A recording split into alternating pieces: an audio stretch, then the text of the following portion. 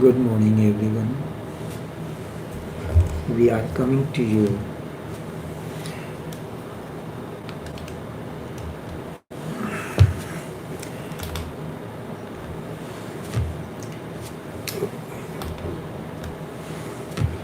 We are coming to you live via Facebook streaming, via YouTube streaming, and also via Skype online. Each one of you is welcome to this live streaming. Going within. Meditation is not something that can be attained.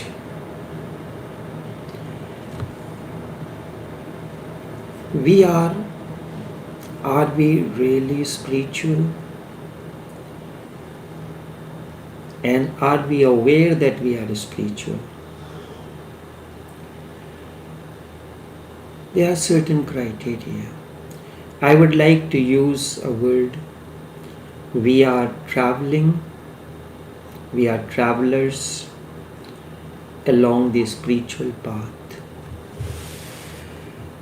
Really, a spiritual person you can call one who is realized, one who is awakened, is the one who is aware of that which is never born, never dies in him. The rest of them, some have heard, some believe, and so on and so forth. They are boarding the train or the flight at different locations. When we meet, we ask a question: how are you? How things? How's everybody? Is it spiritual to ask? We live in a realm of change. Everything is changing. And this changing realm is the outside realm. Deep within, nothing changes. Change is the outer dimension.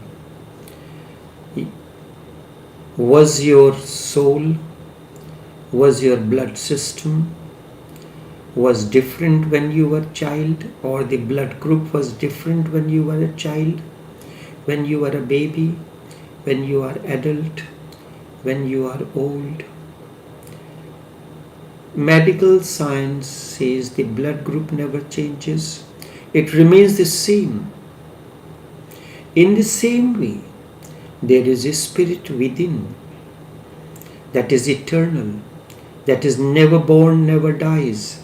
It simply enters when the physical body attains to form. It can be said it is a manifestation into the physical form. Before beginning of this streaming, I was there, but the words were not flowing because I was silent. Now as the session began, words starts overflowing. This you hear, you understand. So when you are aware of that which is never born, never dies, that is a state of awakening. That's the time the person is spiritual. If you understand this, and yet still you are doing some acting. An actor in the movie, he knows that he is not the husband or the wife of this person. Yet still the drama, the script demands that he act as her husband or as his wife. He does it. If we understand this, then there is no harm. Many times as parents, we are bringing up our children We bring them up in a particular way. In the same way, a master deals with you. He inquires. But when someone knowing comes in, his approach is different. There had been 3 masters simultaneously living at one time in Maharashtra. Nivrittinath, Eknath, and Nivrittinath's sister Malibai. Malibai and Eknath were living at one place and Nivrittinath was living at another place.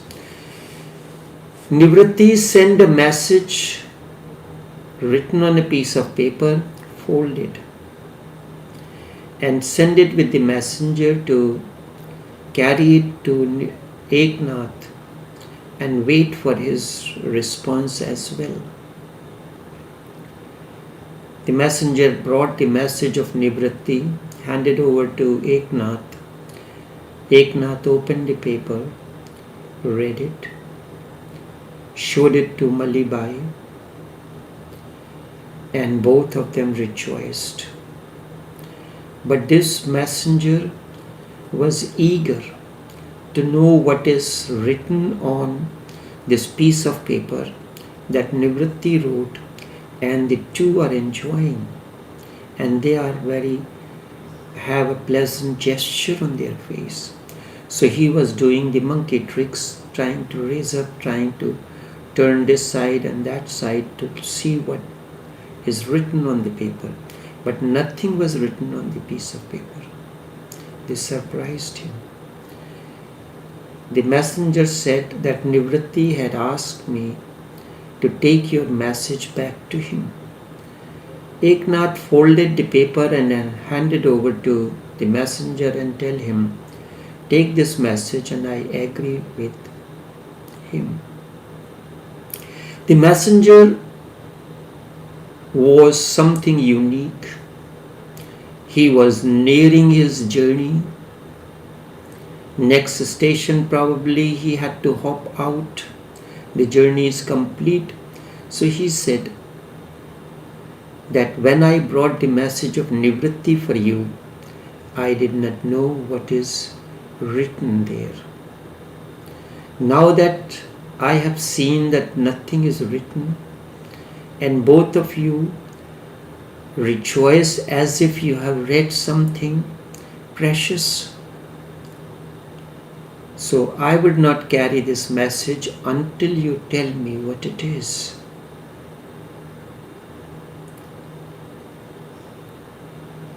This is what is meant by inner emptiness, the inner sky.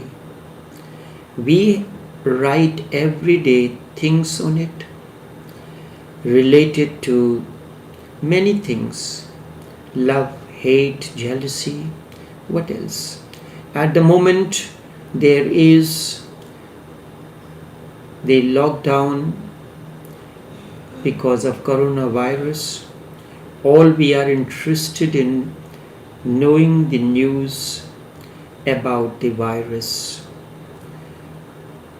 And when two people meet, the first thing they say, the number is increasing here and there.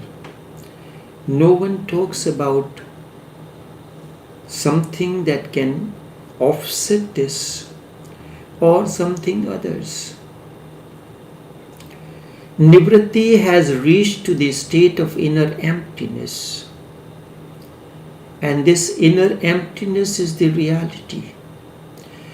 Nivritti has reached to the stage where he has attained to emptiness. Eknath has attained to the same emptiness. He has reached to the same destination. Malibai also have reached to the same state. So there isn't anything new that they know they can tell one another. So what Nivritti had said to me is my experience as well. At that time, We can simply rejoice by the expression on our face, not that you say things which are the outcome of ego. When you say, yes, I agree, yes, I agree with it, you are right. This is the outcome of ego. This is very subtle. The ways of spirituality is very subtle. One has to be aware moment to moment what words emerge out of him. So when the experience of the two is the same, there is nothing that Nivritti could add to Eknath, and there was also nothing that Eknath knew which Nivritti did not know. What will happen in that case? I recall whenever I used to go to my uncle, the Sufi master, Sufi Omkarnath, as soon as I go, I am introspective that I am going in the company of an awakened one. How do I go there?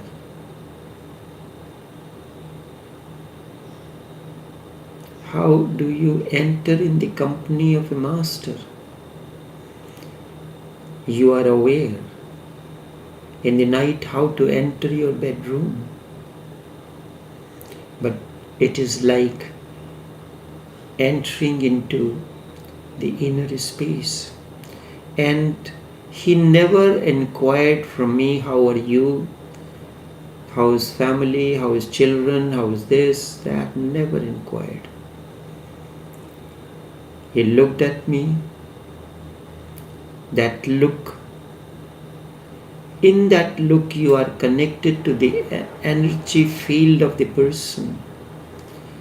The moment he is like MRI scanner or the X-ray machine. The moment his X-ray machine is always on, not like the hospital X-ray machines that has to be turned on once the person is placed. The patient rests on it in a particular position.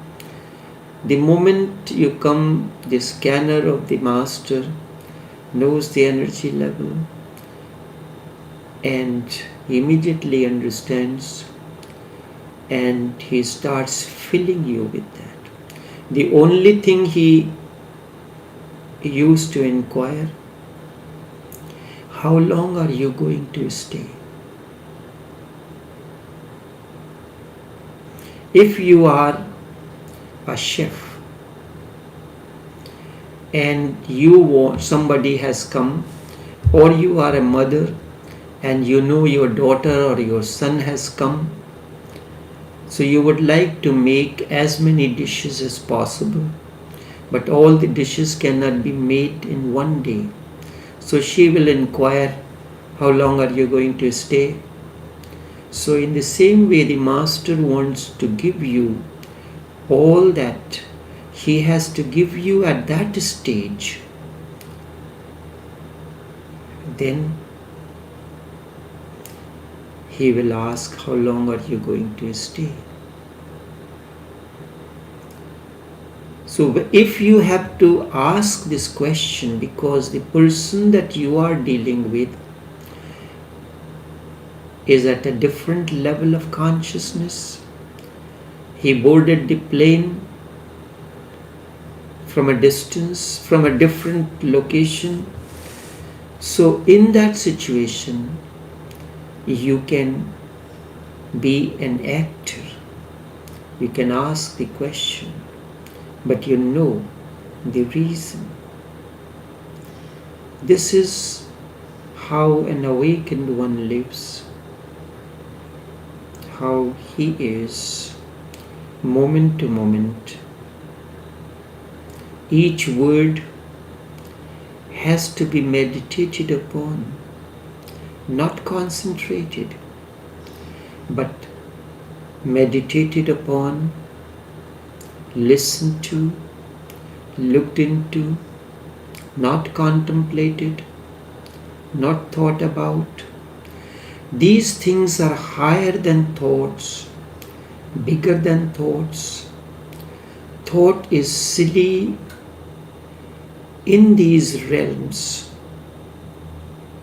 Buddha says, therefore, O Sariputra, the one to whom the Heart Sutra, Prajna Paramit, Hridayam Sutra is addressed. It is because of the non-attainment of the Bodhisattva. Bodhisattva is one who is on the borderline. He has attained to everything. He has attained to everything. He is the organizer of this particular show. The show is finished. He is waiting for everyone to go so he can put back the things in the place. Out of his own free will, the organizer stays on because of his responsibility. So Bodhisattva is that Buddha who stays on this realm out of his own free will, because his work is not yet over. Those who are the organizers of the programs, they will send the family, you all go. I have to see everything is organized and placed back in order. Then I will leave. Such is the state of Bodhisattva. Through having relied upon the perfection of wisdom, this perfection of wisdom is nothing as Prajna Paramita. The perfection of wisdom dwells without thought coverings. There are no thoughts. A moment comes in, the energy flows. When it flows out of him, it assumes the form of words. It is because of his non-attainmentness, meditation cannot be attained. It has no motive. When you attain something, you attain through a motive. When you attain something, you always have to work for the future and plan a future. You cannot attain anything right now except meditation, because meditation is now and here. Rest is attained at a later stage. You plant a seed, the fruits will not come right away. It will take time for the fruits to flower, the seed to open, sprouts have to come, and then this something will be attained in future. Let me repeat. You cannot attain anything right now except meditation. Why? If you want money, you cannot attain right now. You have to work for it legally or illegally, but you have to work for it. You want the fruits, you have to plant the seeds. You want flowers, you have to plant the seeds. There are slow ways. You may become a businessman, and there are faster ways. You may become a politician. You may start going into those lottery systems. You will have to do something slow or fast, but time will be needed. Either way, time is a must. Without time, you cannot attain money. If there is no time, how can you attain this very moment? Even if you want to rob a neighbor, even if you want to pick the pocket of the person who is sitting by your side, even that will take time. Time is a must. If you want to become famous, time will be needed. If you want to become politically powerful, time will be needed. Only meditation can be attained right now, this very moment, instantaneously. Why? Because meditation is your nature. Why? Because meditation is already there. You have not claimed your right, but it remains there, unclaimed. You can claim it this very moment. Not even a single moment will be lost. It is because of this non-attainmentness that things happen. And when meditations, the whole cycle is complete, it attains fruition. That state is known as nirvana. Just emptiness. God is nothing but the bud of meditation becoming a flower. God is nothing but the bud of meditation attaining to flower. The God has to be born for you. And that is a state of godliness. These are not attainments. These are your very realities. You can go on overlooking them for ages, neglecting them for ages, but you cannot lose them. They are there, just sitting inside you. Any day you close your eyes and look, and you will start laughing. And you have been searching for this blessing and searching in wrong places. You were searching in this security that comes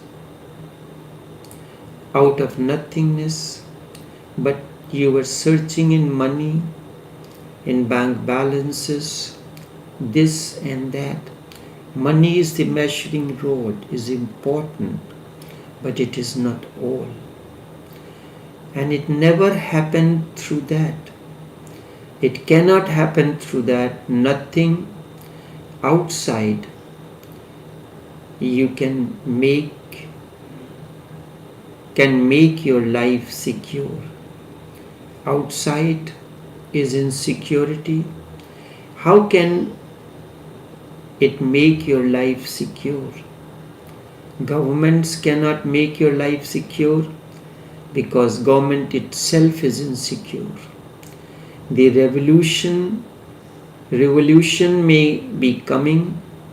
Bank cannot make your life secure because bank can go bankrupt. Only banks can go bankrupt. What else? The woman you make your life, the woman you love, the man you love cannot give you security, a secure life. He may die, she may die. All these things remain there. So the more you have securities outside, the more insecure you become inside. Because then you are afraid. Afraid of the banks because it may go bankrupt. Right now, because of this particular situation, we are all afraid within. We are not able to experience the moment of blissfulness, that this moment there is bliss, there is life.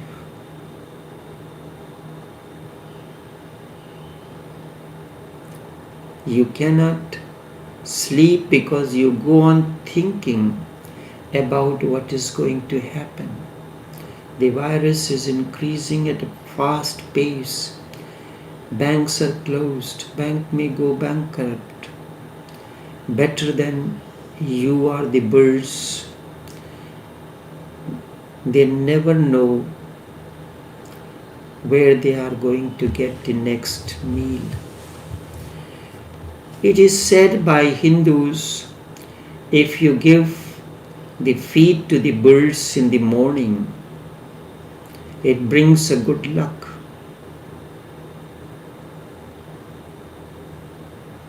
It is the belief.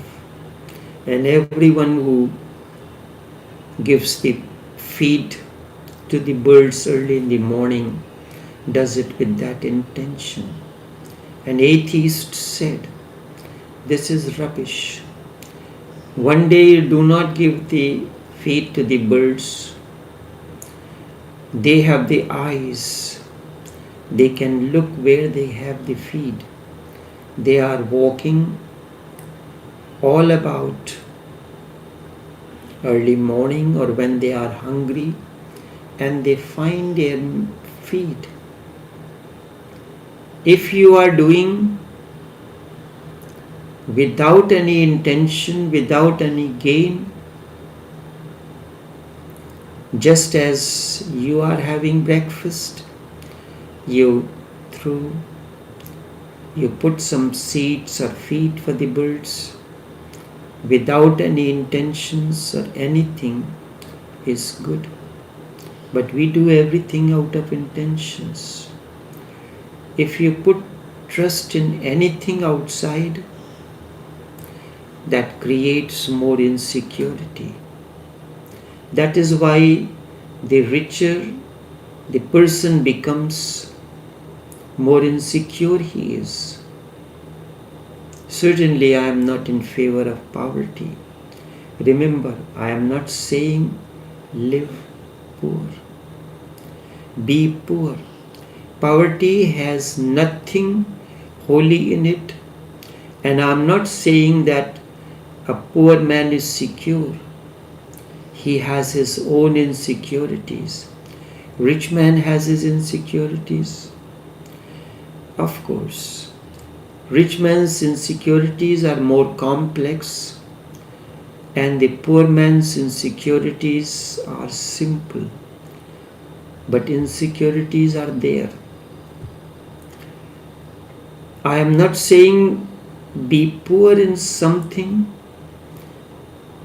Being poor is something very special, or that be poor in something very important and significant, and you can brag about your poverty. Being rich or poor has nothing to do with spirituality. Neither has being rich anything to do with spirituality. Those are irrelevant facts. Poor also looks outside as much as the rich looks. Maybe the poor is looking at the ordinary cart, a bullock cart, or a bicycle, and a rich man is looking at Cadillac, BMW, or vehicles like that. But that does not matter. Both Cadillac and bullock cart are outside. The rich may have many bank accounts. The poor may have just a small coin, but have little money saved. But that does not matter. Both are looking outward. Security is only on the inward path, because there you come to know that there is nobody to die, there is nobody to suffer, but there is nothing that can happen, that there is pure sky, clouds come and go, The situation of pain and suffering comes and goes, but the sky abides. Lives come and go, forms come and disappear, waves appear on the surface of the ocean and disappear. जिंदगी के समंदर में उठा था एक दिन लहरों सा, मिट आज चला सागर की गहराई में, रह गई एक खामोशी सी हर मौज में, तूफानों को जैसे साहिल मिल गया हर रह गुजर में. On the surface of the life's ocean, each moment a wave rises and then disappears.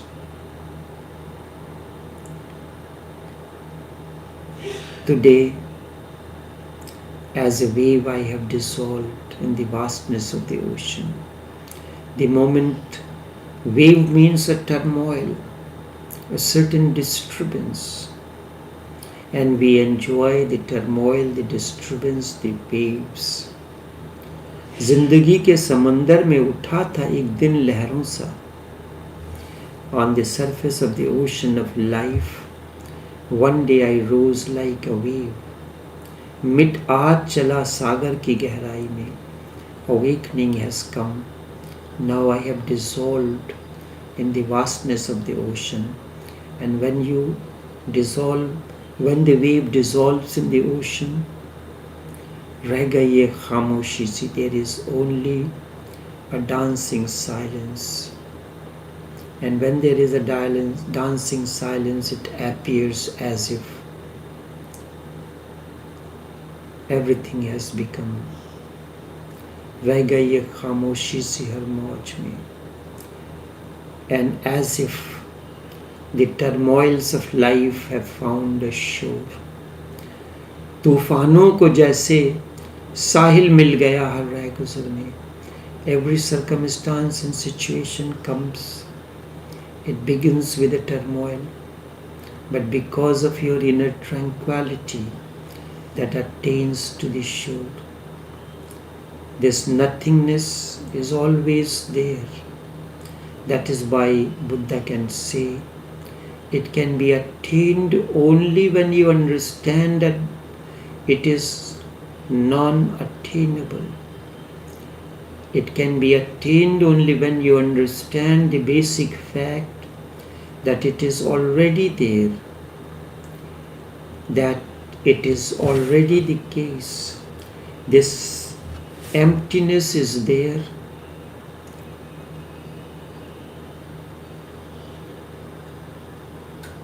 Is the emptiness that is there within you. In any way it is not evolved, developed, it is fully there. Hence, it can be attained in a single moment because it is already there. Buddha calls it full emptiness, because emptiness can only be full if it is already there. If it is not full, that means something other than the emptiness is there, and something else will hamper, obstruct, and that something else will create duality. That something else will create a friction, and that something else will create tension, will create anxieties, and you cannot be at ease with something else. Emptiness is there only when it is full, when all obstructions have been dropped. Your room is filled with so many furniture, so many deco, expensive pieces of art. It is not empty because something is there. The moment you remove everything, There isn't anything. And then what remains there? All these things like tension, the worries, the insecurity, they are like the deco that you have placed in appropriate locations in your inner space. Emptiness is there when it is full. All these things have been removed. When all obstructions have been dropped, when you do not have anything inside, when nobody is there,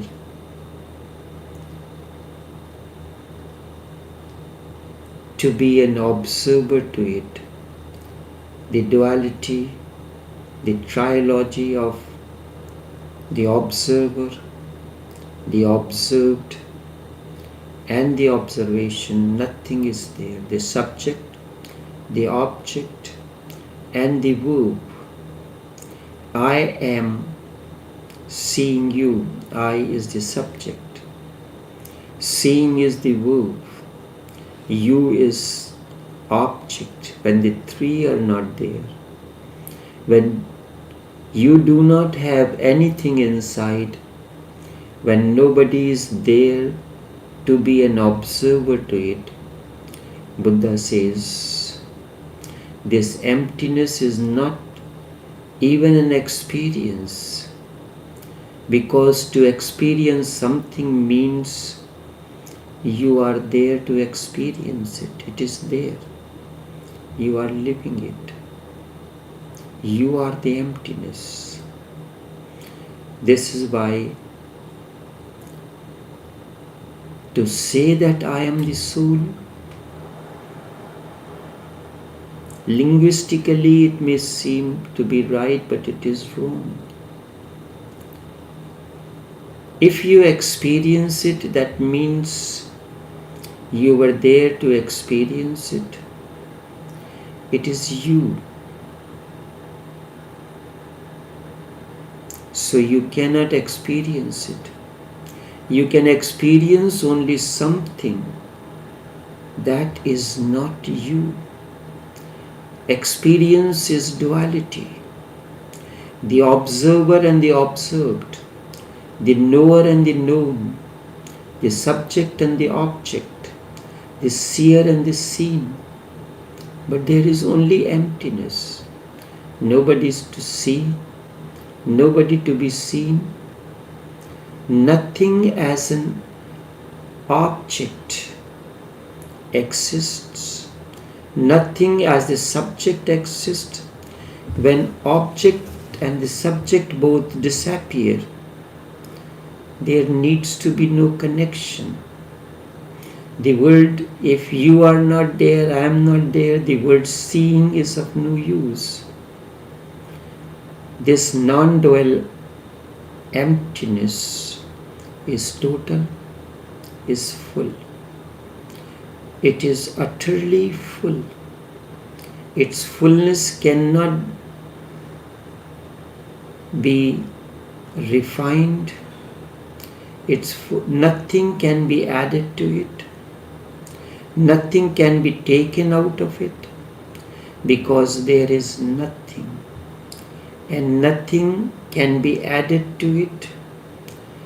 Absolutely nothing. This is utterly full. And this full emptiness is not an experience, because there is no experiencer.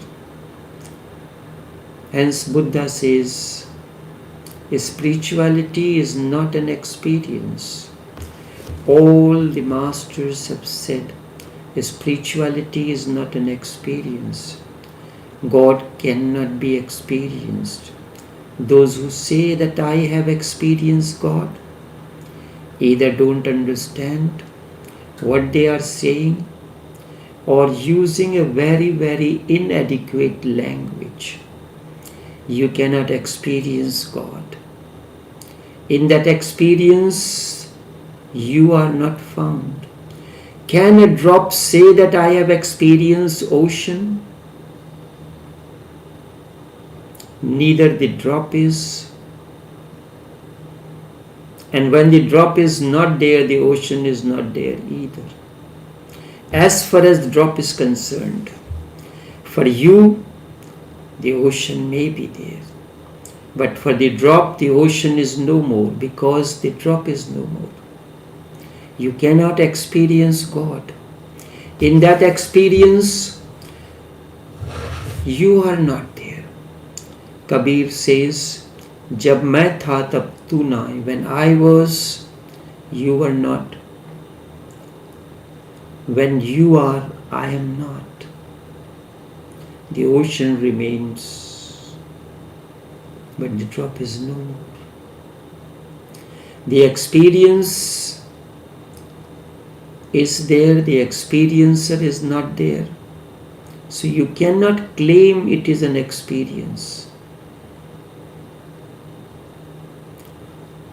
So whenever somebody asks Buddha, have you experienced God?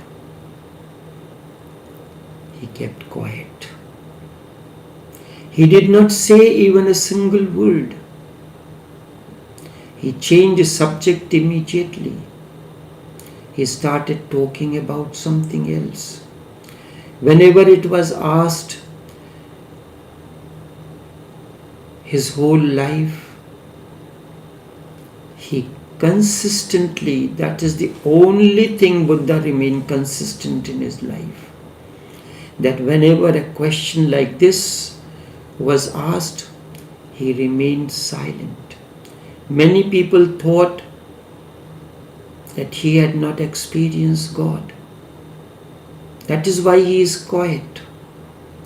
But he is the only person who has not said anything negative or positive. And it is not because he has not experienced. He has experienced. But it cannot be talked of as an experience. That is why he kept quiet. That is why Jesus remained silent when Pontius Pilate asked, what is the truth? And the moment Pontius Pilate asked Jesus, what is the truth? Jesus was quiet. He did not utter any word. I give you a cup of tea to drink. You drink the cup of tea. After that, while you are drinking the tea, there will be expressions on your face that you like this or you do not like this. After you have consumed the whole cup of the tea, I ask you how it is. Now you have to go into the memory. Your words will be inadequate in the light of the expression that you had when you were actually consuming the cup of the tea. Jiddu Krishnamurti goes on saying that he makes a very little distinction between experience and experiencing. And that is a beautiful distinction. He says, it is an experiencing a verb, not an experience.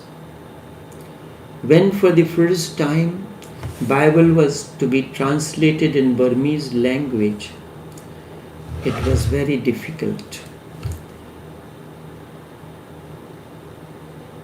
There is no word equivalent to is. God is. In Burmese language, it was translated as God becoming. This is more relevant to me. Everyone is in the process of God becoming. Jiddu says it is an experiencing not experience. It is a process. Experience means something has been attained. People talk about I'm a man of perfection. Very proudly he says, perfection means you are dead. Nothing can be improved upon that. Have you ever introspected what you have used the word that I am a perfectionist? If you say that I am a totalist, I like to do everything totally. Many times it happened. Someone did a deco, specifically the wife. When the husband comes in the evening, how do you like the deco? And if you say no, I know it. You don't like anything I do. So I gave the answer. I said, do you like this? He said, yes. I said, that is what is most important, that you like it. Tomorrow it changes. I said, what happened? He said, there was some problem I did not like, so I changed it. Now, it's time for me to say, if I had told you yesterday, it is very good, would I be true to myself? It is for you to decide. You did yesterday what you did based on your level of understanding and intelligence and experience. Today it has changed because of that. You have reached to the second step of the ladder. From there, when you look at it, you will find the fault yourself and you will correct it. This is the way. Life is a process, not a thing. It is alive, not dead. It is ongoing, not finished. Perfection means something has come to end. If you enter into God, then it is an ongoing phenomenon. It goes on and on till eternity. You never come out of it. It is an ongoing experiencing, not experience. An alive process, like a river. Heraclitus says you cannot enter the same river twice. Like a river, like a flower, it is opening and goes on opening, and there never comes to an end. The petals keep on opening. To say that one has experienced God is insane, it's cheap, it's silly, it's stupid. To say that one has attained to moksha, nirvana, or truth is not very meaningful, because these are things which cannot be categorized as attainment. Meditation is not attainment. Moksha, nirvana, salvation, these are not attainments. So Buddha says, therefore, O Sariputra, it is because of his non-attainmentness. And he continues, the sutra continues. When mind has come to a stop, it is no longer interested in attaining anything, then Buddhahood comes. When mind comes to a full stop and is not going anywhere, no outward journey, it begins its inward movement. It starts falling into its own being. That abysmal abyss. Full emptiness is attained by non-attainmentness. So don't become an achiever. Do not start thinking in terms of achieving this or that. Do not become an achiever. Start thinking in terms of non-achievement.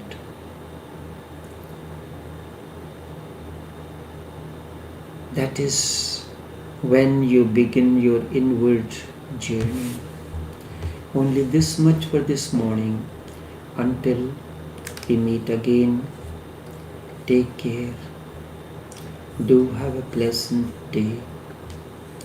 The times are very critical. Take every precaution that your health authorities prescribe at that moment. Fully cooperate with all those who are in the field, whether it is government or the health authorities or the security services, and try to stay as much inside as possible. Intuitively be meditative and be absorbed in the ocean of bliss. Take precaution as much as possible. Journey will continue. Only this much for this morning. Until then, take care and do have a pleasant day.